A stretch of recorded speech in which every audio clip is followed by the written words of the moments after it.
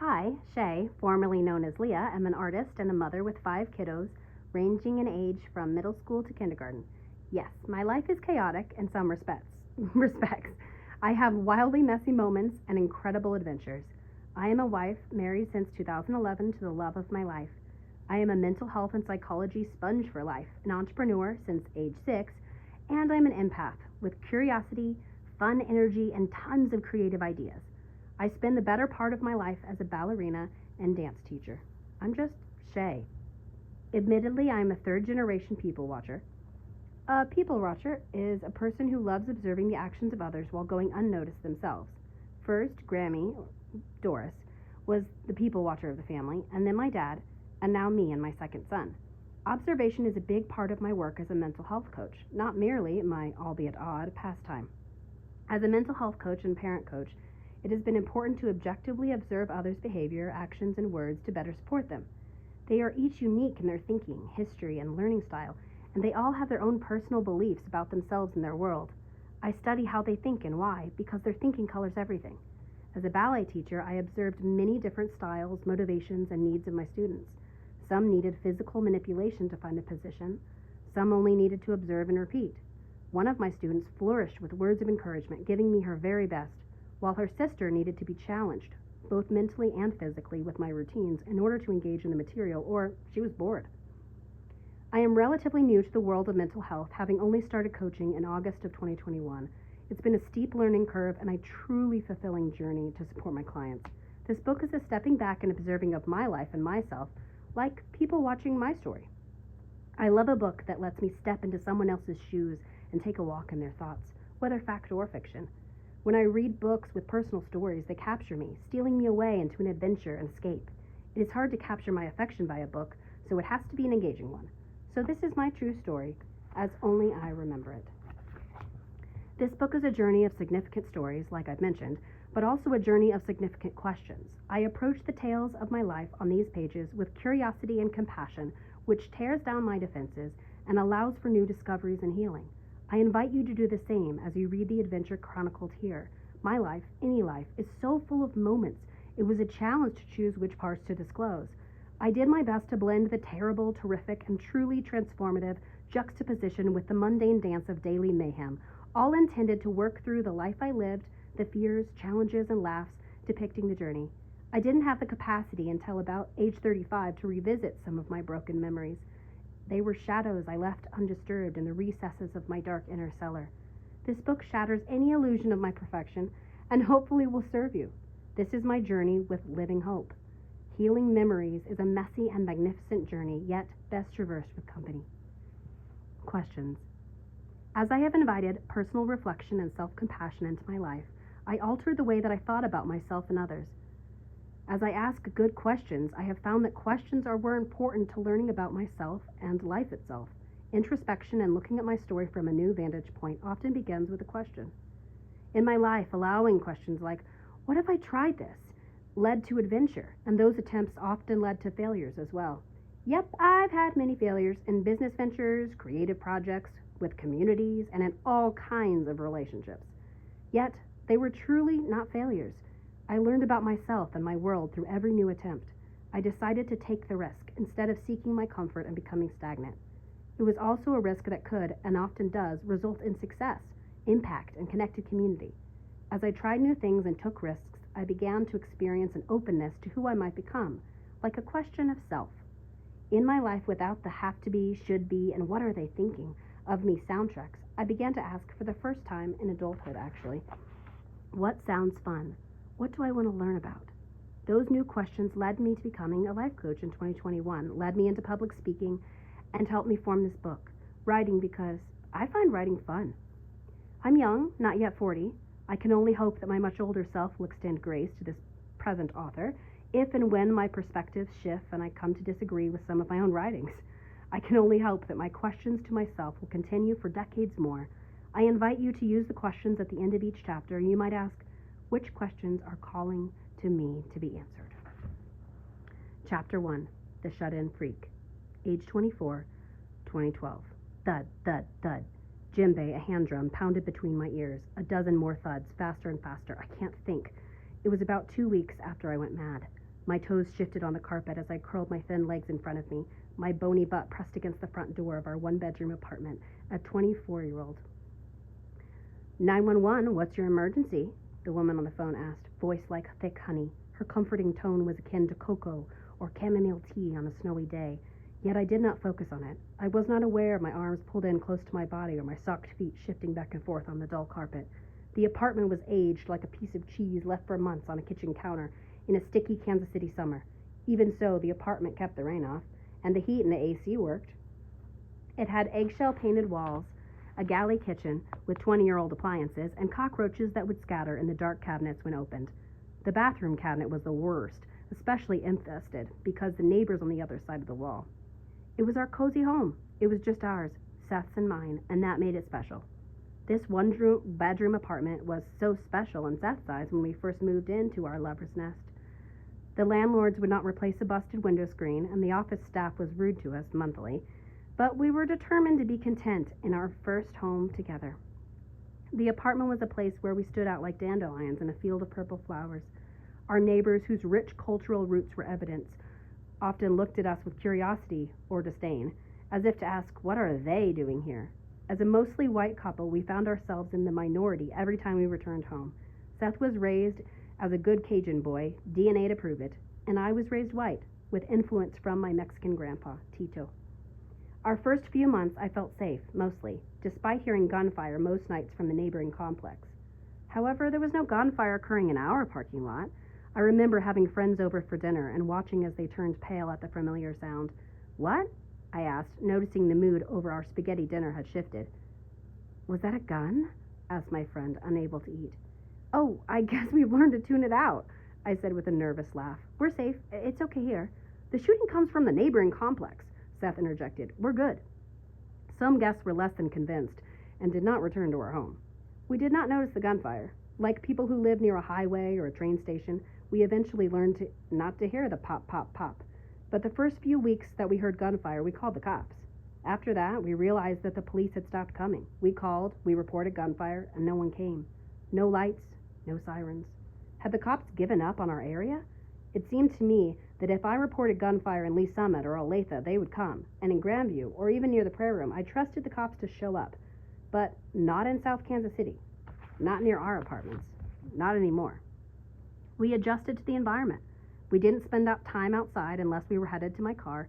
At night, I was especially careful, concerned that I would witness a shooting like I had before, but we will save that story for another chapter. In July 2011, we got married, and Seth and I moved in together at my house with my landlord, roomie, DJ, and his kid.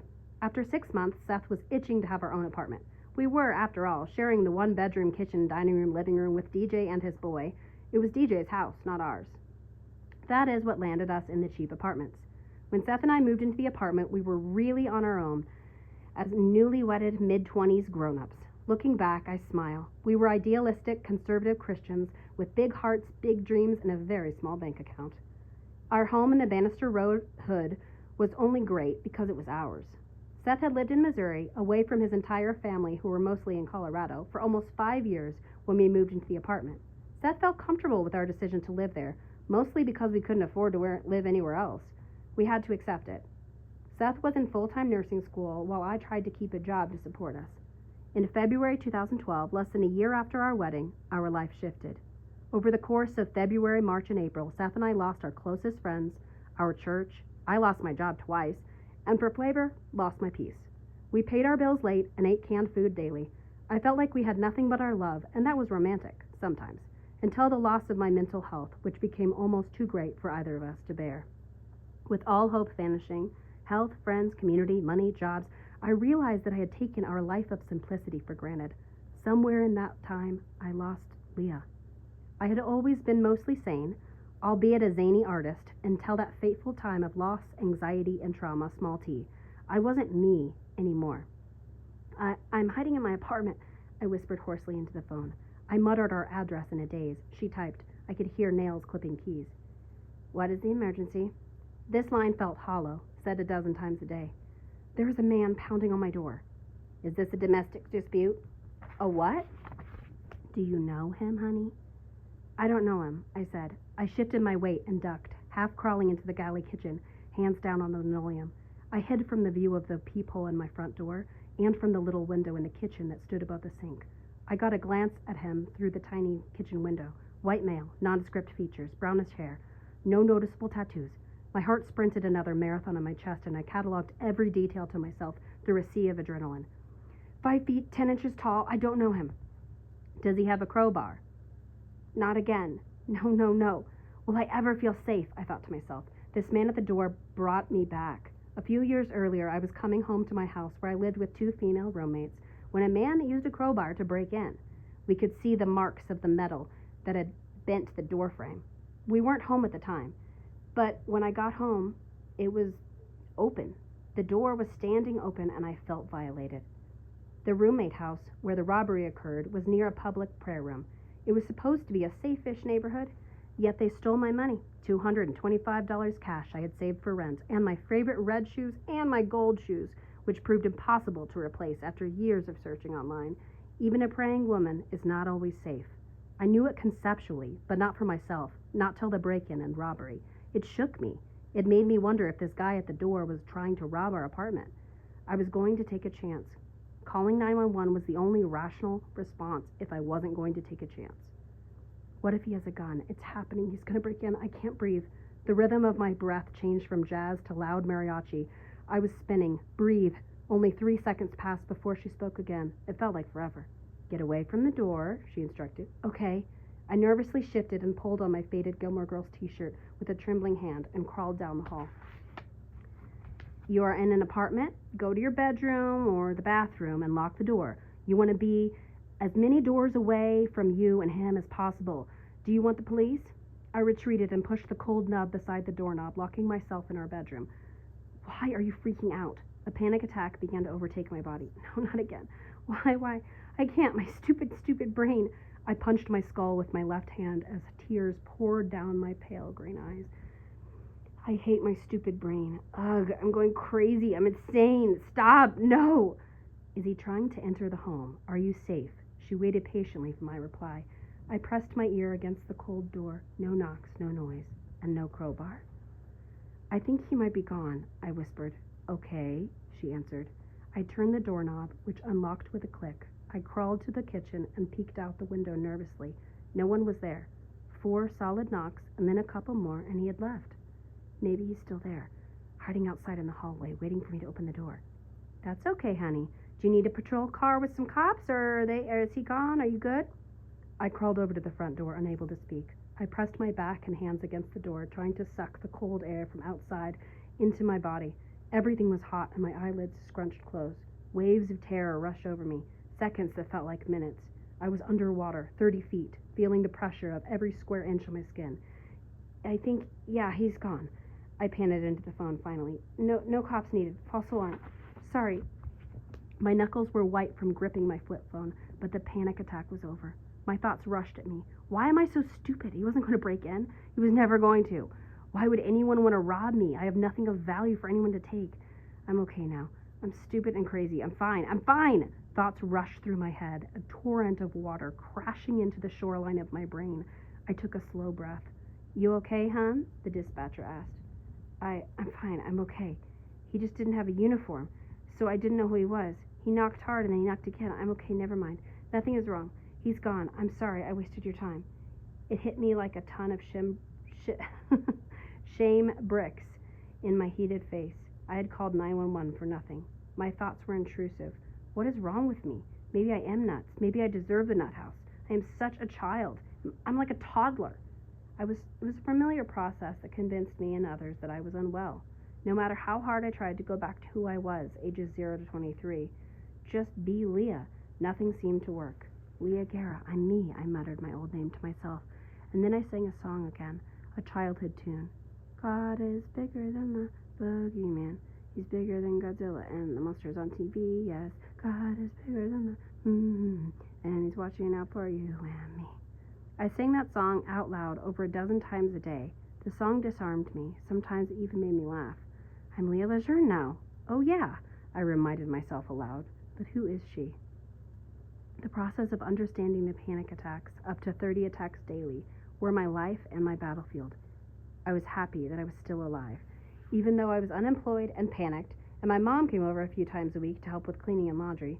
I felt like a needy grade schooler, and it caused adult shame. I knew how blessed I was to have her. I was grateful to have and keep Seth's emotional support as my new husband. I was very grateful that he had been able to get and keep a job, even though it was barely keeping us afloat. Or not really at all sometimes. The reality was we had to eat. We had to eat food and pay bills late, but the heater and the lights were on. There was nothing that I took for granted. Running in shoulder-high water, although it was impossible to move fast enough to keep up with our bills, we were moving. My eyes closed and lava tears made trails down my cheeks. I slid onto the floor in the fetal position and wept. 1 minute, 52 seconds showed on my phone screen. My 911 call was less than 2 minutes long. I tossed the silver flip phone to the ground. For a few moments, I was a frozen ball. The man at the door didn't come back. The police didn't come back either. I was alone. And I was relieved after I sang and prayed and cried. Then I painted on a small canvas on my easel in the corner of the living room, black and gold, rough lines, textured swirls, darkness. I slowly crept to the door, finally brave enough to view the dreaded peephole. I had to know for sure that man wasn't waiting outside for me. I was in a fog, floating above myself, looking down at the scared girl in her 20s, or a 14-year-old kid, or a 7-year-old trying to pretend she was a grown-up. There were pieces of me stuck at other stages in my story, fragmented into pieces of Leah. As I looked down at my little Leah self, I approached the glass button. Through the peep, I saw tan walls and cement, our third-story hallway, and not a soul. No, danger so silent. I sat against the wall again with a thud and cried again till my eyes were swollen. I was too embarrassed to tell my husband or my mom what had happened. I kept the secret of that 911 call for weeks. I was a newly married grown-up, not little Leah. I knew this, but it didn't feel true. I wanted to curl up, wrapped in a giant fuzzy blanket, and disappear forever. Ideally, my vanishing act would happen while watching House, eating buttery popcorn or coffee ice cream brimming with brownie chunks and fudge. I might have a large glass of water on one side and a 16-ounce Coke Icy from 7-Eleven on the other. Yep, that sounded like the comfort. The following day, a woman came to my door and knocked. As I peeked out the kitchen window, I noticed that she wore a full postal uniform, hat, vest, and a huge smile. Now they were a uniform, I scoffed. The guy who I had called the cops on was a mailman. I am so stupid. I called 911 on a package that I was supposed to sign for. I looked nervously through the peephole. She was still there, still flashing a half pie. I took 3 deep breaths and grabbed the knob. I can do this. I took my door open 2 feet, enough to snatch the small package and flash a smile and use her pen to sign on a plastic tablet. Thanks, bye, she said, and I shut the door with a smack. I turned my bolt lock and I took a sigh of relief. No panic attack, even when I opened my door. Victory. I'm amazing. I'm a grown woman. I've got this. I win. Woot, woot. Look at me and my bad self. I hummed, We Are the Champions, and my socked feet did a happy dance. My body did a double floating pirouette, and relief washed over me. I've still got it. A coupe jeté tourné and 2 double piqués turns across my living room floor. A turning leap with a ballet turn completed my celebration. These moves made me feel like me again. Small victory, big celebration. I had won this round.